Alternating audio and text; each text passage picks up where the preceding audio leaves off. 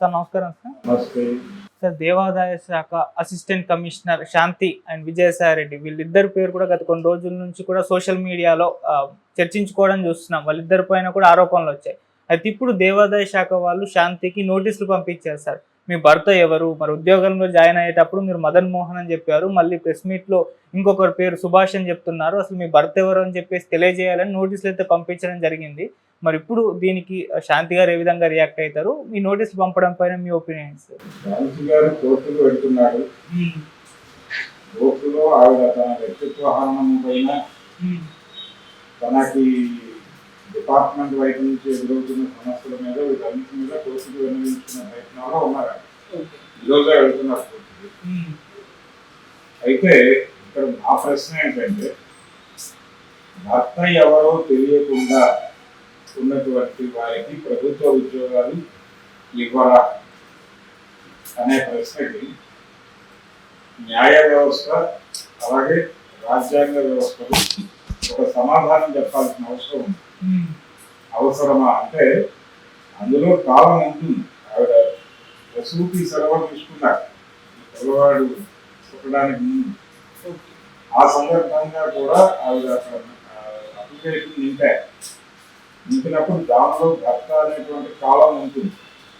ఆ కాలంలో ఆవిడ మదన్ మోహన్ పేరే ప్రస్తావించారు అక్కడ కూడా. కానీ ప్రెస్ మీట్ లో మాత్రం వేరే పేరు ప్రకటించారు. అక్కడ మదన్ మోహన్ పేరే ప్రకటించారు. అయితే ఆవిడ అప్లికేషన్లోను ఇతర వ్యవహారాల్లోనూ కూడా అతని పేరే అధికారికంగా చెప్తున్నారు. ఒకవేళ ఆ ఉద్దేశంలో లీగల్ గా చట్టబద్ధంగా మాకు ఇంకా డివోర్స్ కాగితాలు రాలేదు కాబట్టి ఈ మాట రాశాను అని చెబితే ఆవిడ చెప్పింది ఆల్రెడీ ప్రెస్ మీట్. అప్పుడు ఏం చేయాలి? డివోర్స్ అని రాయాలి. రాయడం తప్పేమీ కాదు, ఆప్షన్ ఉంటుంది. ఆప్షన్ ని వినియోగించుకోవడంలో ఆవిడ కొంచెం గందరగోళానికి గురై అలా రాసేసి ఉండొచ్చు. అలాగే ఆ పిల్లవాడికి ఇంకా బర్త్ సర్టిఫికేట్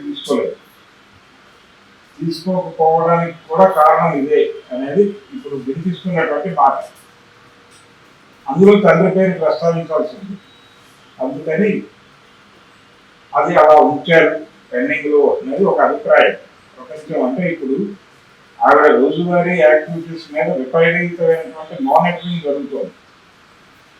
ఇది మీడియా లెవెల్లో జరుగుతోంది. ప్రతి ఒక్కరు ఇప్పుడు అందరి ఆతృత ఏంటి, అర్జెంటుగా ఆ పిల్లవాడికి దగ్గర విజయసాయి రెడ్డి అనే విషయం నిర్ధారణ అయిపోతే ప్రపంచం ప్రశాంతంగా ఉంటుంది.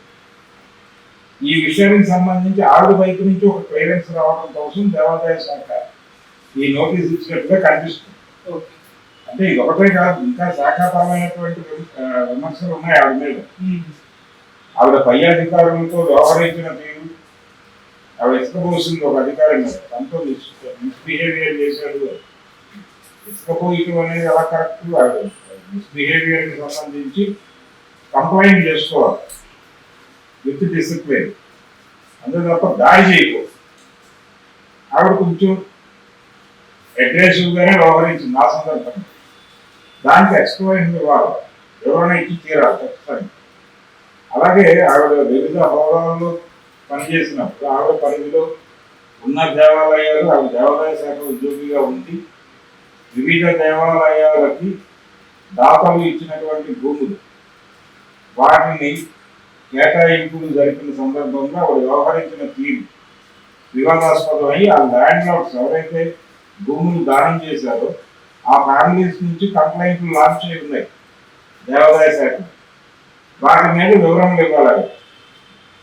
ఇలా ఆవిడ పరిధిలోకి రాని దేవాలయాలు తాలూకా భూముల వ్యవహారంలోనూ లీజుల వ్యవహారంలో కూడా ఆవిడ కొంతమందిని ప్రభావితం చేసింది అనేది ఇప్పుడు ఆరోపణ. ఇవన్నీ ఆనం రామనారాయణ రెడ్డి గారు ఎవరైతే ఆంధ్రప్రదేశ్ ఎండోమెంట్ శాఖ మినిస్టర్గా ఉన్నారో, దేవాదాయ శాఖ మంత్రిగా ఉన్నారో, వారు ప్రకటించారు. ప్రకటిస్తూ ఆయన అంటే ఆయన ప్రసంగంలో ఆరోగ్యం ఎక్కడా కూడా డౌన్ చేస్తూ మాట్లాడలేదు, రెడిక్యూల్ చేస్తూ మాట్లాడలేదు. కానీ ఒకటే ఒక మాట ఆయన రెడిక్యూల్ చేస్తూ మాట్లాడింది విజయసాయి రెడ్డిని ఉద్దేశించి. విట్రు తాతయ్య అన్నాడు ఆయన.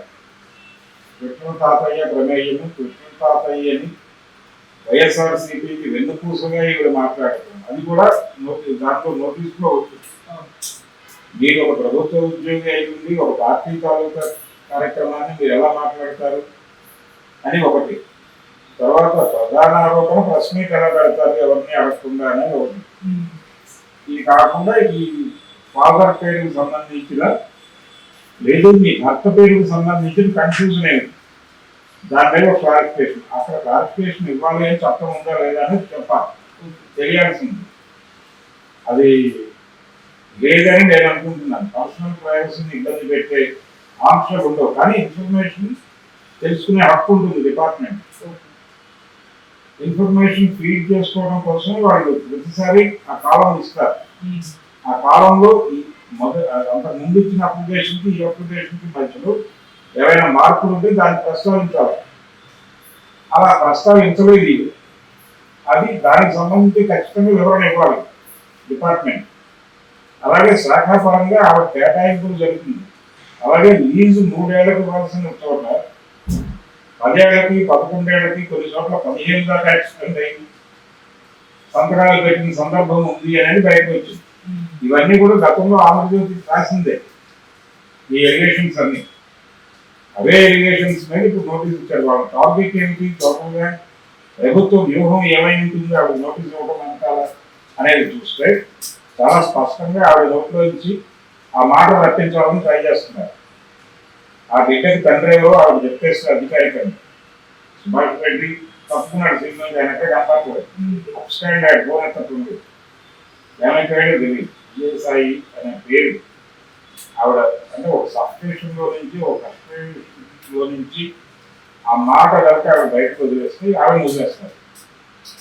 అదే ఈ నేరారోపణ పత్రములు, అభియోగ పత్రములు అనేది ఏదైనా అనండి, ఈ నోటీసు ద్వారా వాళ్ళు శాంతి గారికి కన్వే చేయదలుచుకున్న విషయం ఏంటంటే, నువ్వు కార్నర్ అయిపోయి ఉన్నావు కావుగా నువ్వు దీనికి సంబంధించి మాకు ఉపయోగపడేలాగా ఈ ప్రోగ్రామ్ అసలు ఎందుకు మొదలైంది, విజయసాయి రెడ్డిని టార్గెట్ చేస్తూ ఆపరేషన్ విజయసాయి రెడ్డి ప్రోగ్రామ్. అందులో ఈవిడ ఒక పరికరం, శాంతి అనేటువంటి ఎండోమెంట్ అధికారిని ఒక పరికరం. ఈ పరికరము ఎటువైపు ఉండాలి అనేది తెలియచేసుకుని నేను ఈ పక్కన ఎవరి చేతిలో ఉందో వాడి వైపే నేను అనే మాట ఆవిడ అనేస్తే ఆవిడ వ్యవహారం క్లియర్, మిగిలిన వ్యవహారాలు నేను చూసుకుంటాను అనే ఇండికేషన్ కూడా ఉంది దాంట్లో. అంటే మీ ఉద్యోగానికి కూడా భద్రత కల్పిస్తాం నేను, మీ స్టాండ్ మార్చుకుంటాను. వీటికి వివరణ ఇవ్వటం అంటే మాకు ఒక క్లారిటీ, ఆ తర్వాత మేము ఈ క్లారిటీ ఆధారంగా అవతల వ్యక్తిని ఏం చేయాలో చూస్తాం. ఇన్ ది సేమ్ టైం మీ మీద వచ్చినటువంటి రిలేషన్స్ సంబంధించి ఎలాంటి నిర్ణయం తీసుకోవాలో అప్పుడు కొంచెం సానుకూల ధోరణిలో ఆలోచించడం జరుగుతుంది. దానికి మీరు సహకరించండి. ఆపరేషన్ విజయసాయి రెడ్డి ప్రోగ్రామ్కి మీరు సహకరించండి అని కోరటం కోసం ఈ నోటీస్ ఇచ్చారు. ఆవిడ కోర్టుకు వెళ్తాడు. ఇది యాడ్వర్స్గా తీసుకుంటే అవతలవాడు ఇంకొంచెం ప్రమాదంలోకి వెళ్ళినట్టు అవుతుంది. ఆవిడ యుద్ధం చేయదలుచుకుంటే ఆ పద్ధతిలో ప్రొసీడ్ అవ్వాలి, లేదంటే కనుక విషయం చెప్పాలి. విషయం ఎవరికి చెప్పాలి, మీడియా కాదు చెప్పాల్సిందే. ఆవిడ ఉత్తరం రాసి డిపార్ట్మెంట్కి ఇవ్వాలి. ఎవరైతే సత్యనారాయణ అనే అధికారి ఆవిడ నోటీసులు సర్వ్ చేశారో వారికి ఆవిడ పూర్తి వివరములతో ఏది ఈ భూ కేటాయింపులకు సంబంధించి కూడా ప్రేమ సమాజం 30 ఎకరాల కేటాయింపులతో సహా ఇన్ టోటల్ ఆవిడ మీద వచ్చినటువంటి ఒక ఐస్ క్రీమ్ ఫ్యాక్టరీకి ఆవిడేదో ల్యాండ్ ధారాదత్తం చేసింది, అక్కడ విశాఖలో దుర్గమ్మ దేవాలయం తాలూకా భూమి అని కూడా ఒక ఆరోపణ ఉంది. వీటన్నిటికీ ఆవిడ సంజయ్కి రాసి దాంతోపాటు తన పర్సనల్ లైఫ్కి సంబంధించి కూడా ఒక పూర్తి క్లారిఫికేషన్ ఇస్తూ డిపార్ట్మెంట్ క్లారిఫికేషన్ ఇస్తూ వివరణ ఇస్తూ ఒక వివరణాత్మకమైనటువంటి లేఖ వీటికి జోడించి ఆవిడ సమర్పించుకుంటే ఆవిడ సమస్యలు పరిష్కరించడానికి వారు కూడా సానుకూలంగా ఒక అడుగు ముందుకేస్తారు. వీటితో పాటు ఒక క్రిమినల్ కేసు కూడా నమోదై ఉంది ఆవిడ. అంటే ఆవిడ పక్కన ఉండేటువంటి అపార్ట్మెంట్ వారితో ఆవిడ ఘర్షణ పడ్డారు, వాళ్ళలో కేసు ఫైల్ చేశారు ఈవిడికి అగైనెస్ట్ లోకల్ పోలీస్ స్టేషన్. దానికి సంబంధించి కూడా సమాధానం చెప్పమన్నారు. ఈ నోటీసు వాళ్ళు కూడా ఇన్ని గొడవలు ఉన్నాయి ఆవిడకి ఇచ్చిన నోటీసు. కాబట్టి వీటన్నిటి లక్ష్యం ఒకటి, ఆవిడని కార్నర్ చేయడం. ఆవిడని కార్నర్ చేయడం ద్వారా అప్రూవర్గా మార్చడం. ఆవిడని అప్రూవర్గా మార్చడం ద్వారా విజయసాయి రెడ్డి అంటే ఆవిడ భుజం మీద తుపాకీ పెట్టి విజయసాయి రెడ్డిని కాల్చడానికి జరుగుతున్న ప్రయత్నం.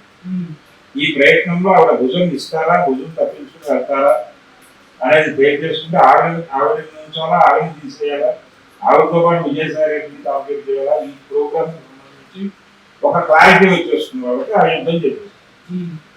అది టోటల్ గా ఈ నోటీసు వెనకాల ఉన్నటువంటి అవకాశం. Okay sir, thank you so much sir. Thank you.